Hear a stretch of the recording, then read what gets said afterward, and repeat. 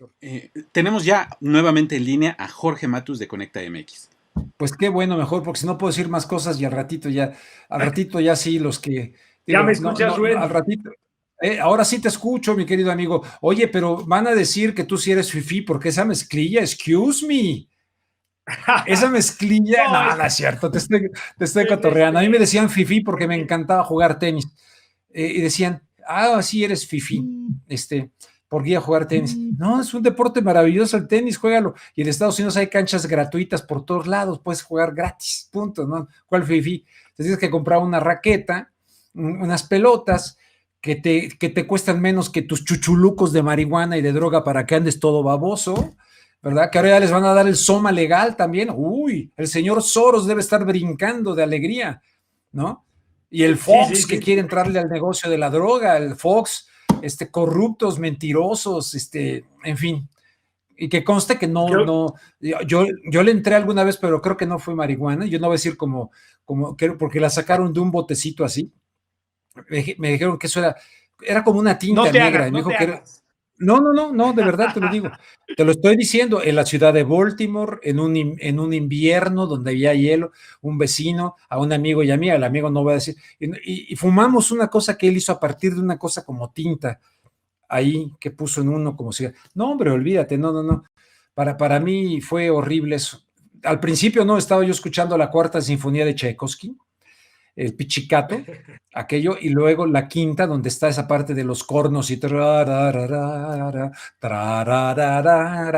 estaba yo que, no hombre, y la risa, y luego me iba yo al baño y le decía a mi cuate, mire, ya te viste los ojos, ya te los viste tú, güey, ja. Y luego me entró una angustia terrible que ya no quiero contar, hasta que luego me entraron etapas de que si bajé a la realidad o no bajé a la realidad, y me quedé verdaderamente espantado. Dije, no, yo con mi vinito tinto, mi cervecita, mi tequilita, de vez en cuando, y ahí muere. No, sí le entré, agarré un pasón horrible. No voy a decir como Bill Clinton, que sí la fumé, pero no la inhalé. Hipócrita, mentiroso, ¿no? Lo cierto es que probablemente para México, para Estados Unidos, un camino a la legalización de algunas drogas, pues nos pueda ayudar a reducir la violencia. Es multifactorial, tenemos que combatir muchos frentes, la entrada de armas a México. Creo que obviamente los políticos en México siempre tratan de aprovechar el conocimiento previo que tienen de ciertas leyes para meterse en negocios antes que cualquier otra persona, ¿no? Por privilegio de información. Sí, no, desde luego estoy de acuerdo. Ahora, advierto de una vez, no faltará de los bichos raros que andan en estos medios, quien vaya a meterse a este programa y vaya a editar la parte. Y miren lo que confesó Rubén Luengas. Vas a ver, ¿no? ¿Y miren sabes lo que qué pasa, Rubén? Y que digan, mira, confesó que se metió es un drogadicto, es un no sé qué, y le van a dar un púlpito ahí con. No, es tremendo. Por eso y es que hablaba de un pero, tema, creo que durante todo el programa has hablado de temas muy importantes, como tú lo decías, muy sensibles, de lo que sucedió en el siglo pasado, a principios del siglo pasado en Estados Unidos, cuando se da la declaración Balfour, cuando de hecho es el mismo año. No, en Inglaterra, la declaración Balfour fue en Inglaterra en 1917. Sí, en Inglaterra, pero es el mismo año en el que Estados Unidos coincide en la declaración Balfour de los Rothschild, que cuando se crea la Reserva Federal de Estados Unidos, que al final del día los Rothschild estuvieron involucrados en 1917, es el mismo año, o 14. Bueno, ¿y qué te parece lo que acabamos de poner de Biden ahorita aquí? Que si no existiera Israel, lo creaban para nuestros intereses en la región. Pues no nomás en la región, sino en Hollywood y en muchas partes. No sé si has escuchado la declaración de Benjamin Friedman al respecto de lo que sucedió, digamos, después de la Primera Guerra Mundial en Alemania. Él era un judío banquero que después hace algunas declaraciones en 1961. Fue inédito las declaraciones que hace Benjamin Friedman respecto a precisamente, digamos, el interés que había por crear el Estado de Israel por varias razones. Y eso, de hecho, cambia la realidad de la Primera Guerra Mundial para Alemania, con la incorporación de Estados Unidos después de la intervención de ellos, y bueno, definitivamente en la Segunda también, y hasta en 1948 que se crea el Estado de Israel. Lo cierto es que es muy preocupante que al día de hoy las élites del poder mundial, obviamente pertenece Joe Biden a ese círculo y hoy ya llega como presidente de Estados Unidos, es muy preocupante que escondan detrás de sus máscaras y de su hipocresía, porque viven, es un poco lo que pasa con Obama, que es un gran vendedor de ilusiones y al mismo tiempo apoyaba masacres en la Franja de Gaza y ciertas cosas realmente muy preocupantes, y que a mí sinceramente me preocupa que vuelva al poder de Estados Unidos alguien que ya lo conocemos, ya sabemos cómo van a operar, ya sabemos que van a volver a meter a Estados Unidos en conflictos en Medio Oriente, en Siria, con Rusia. Es decir, son los mismos, y realmente es penoso que a lo que todavía es hoy el país más poderoso del mundo siga siendo liderado por esta gente que realmente son vendedores de ilusiones y son verdaderos hipócritas, ¿no? Lo han sido con nosotros como mexicanos, lo han sido con los migrantes, han vendido una historia falsa de que ellos son, con Obama la trataron de vender de que como él era casi negro, pues iba a ser muy compasivo con los migrantes. La historia dice lo contrario, 3 millones de migrantes expulsados por Obama. Él fue el que inició las jaulas en familias en la frontera. Es decir, realmente es una hipocresía lo que nos venden estos cuates, ¿no? Bueno, y la guerra en Yemen, que ahí sí, déjame decirte que Donald Trump la continuó a través de Arabia Saudita. No la inició Donald Trump, pero sí la continuó Donald Trump.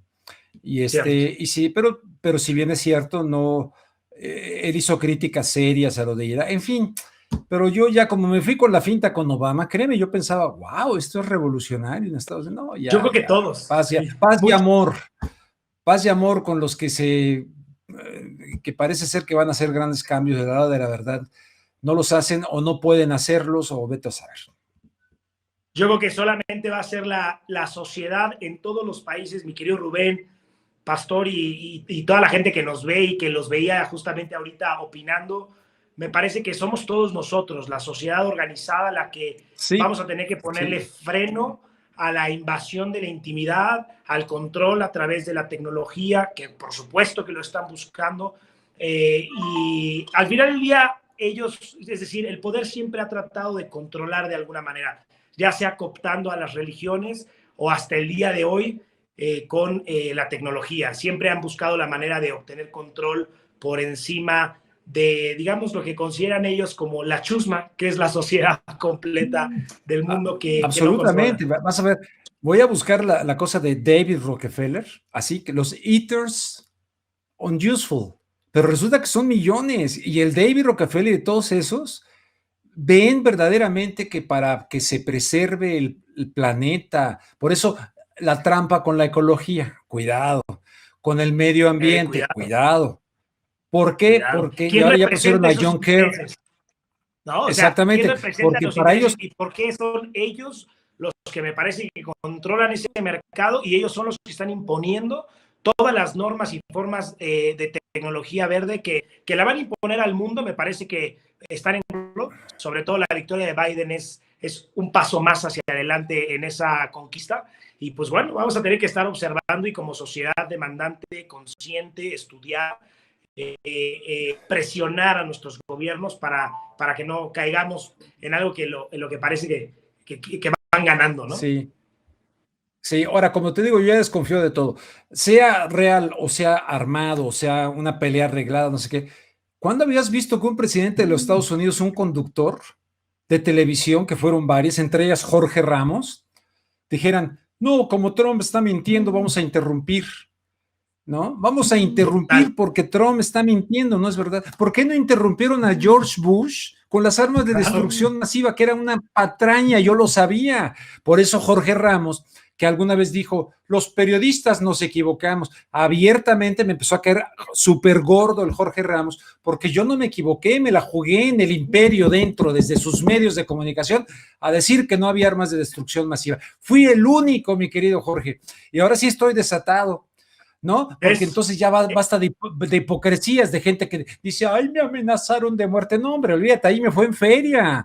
¿no? No solamente de amenazas de perder mi trabajo, hablé con mi esposa, le digo, oye, están las cosas aquí así, pero pues vamos para adelante.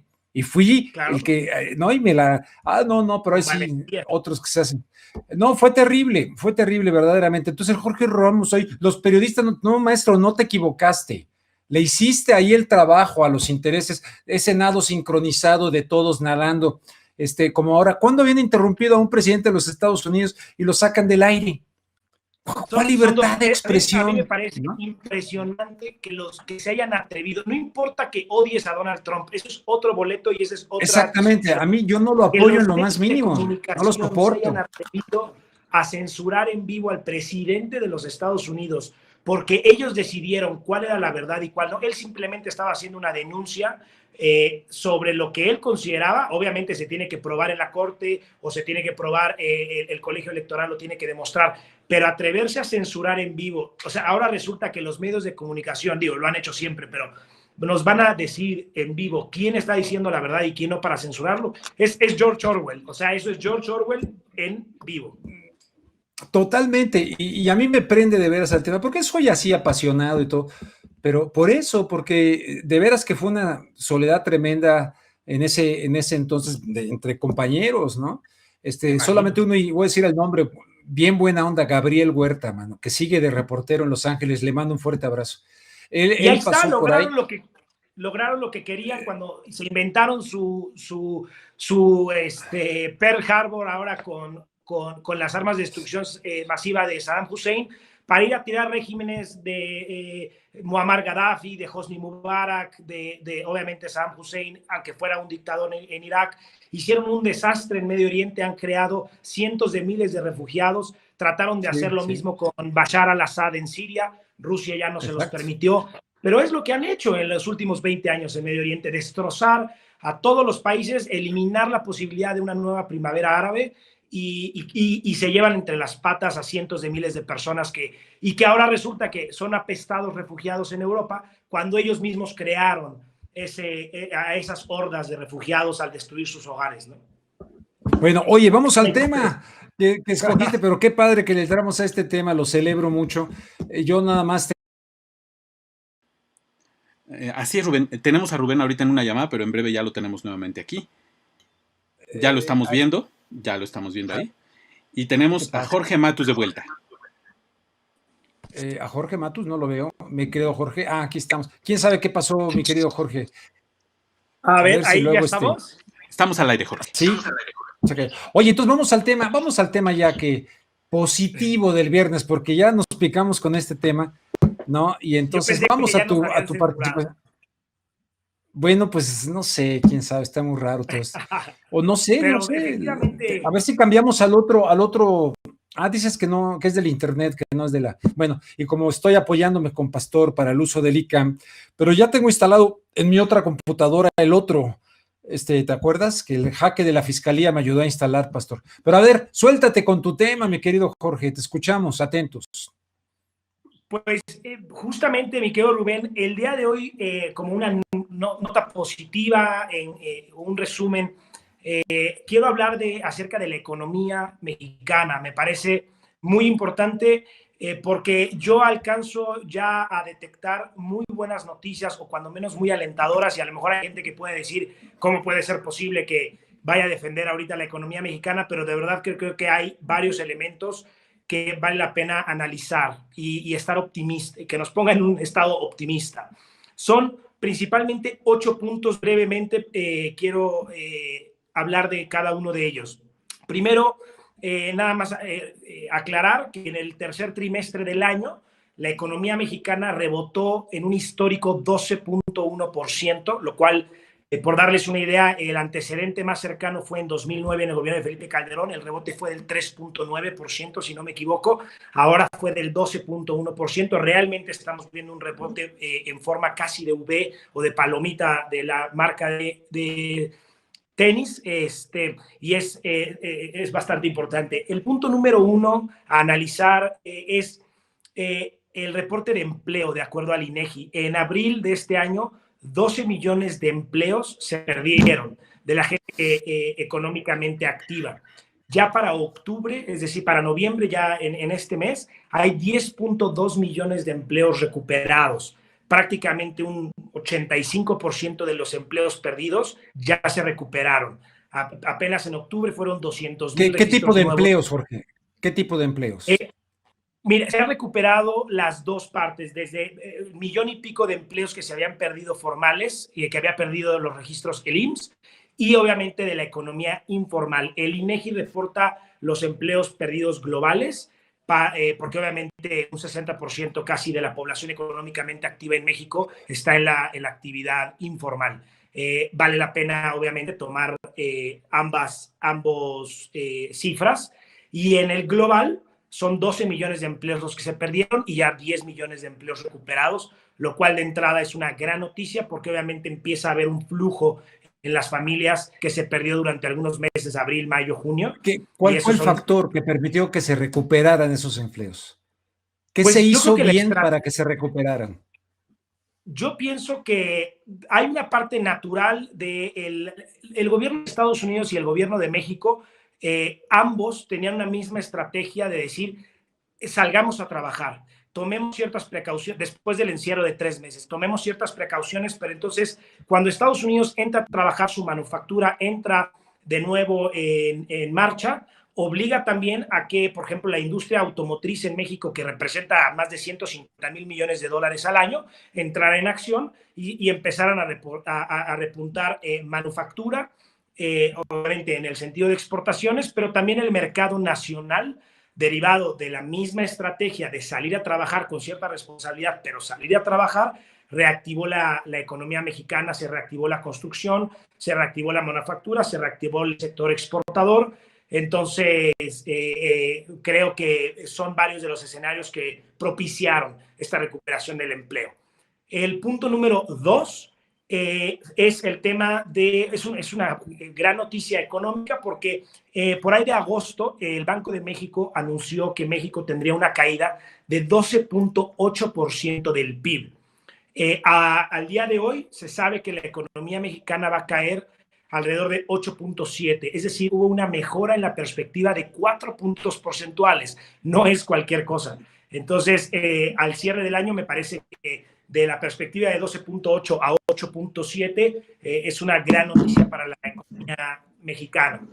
El punto número 3 es el tipo de cambio. Rubén, en abril de este año ya alcanzamos los 26 pesos. Yo platicaba en esas fechas con gente ya de edad que le ha tocado, pues como tú, todas las décadas de las crisis mexicanas. Nunca habíamos visto al peso mexicano realmente fortalecerse en estos niveles. Y sobre todo sin deuda. En la época de Felipe Calderón, sí, después de la crisis del 2008, nos fuimos a 15 y la logró recuperar a 13, una recuperación del 15%, pero con una deuda tremenda. Se duplicó la deuda externa mexicana en 6 años.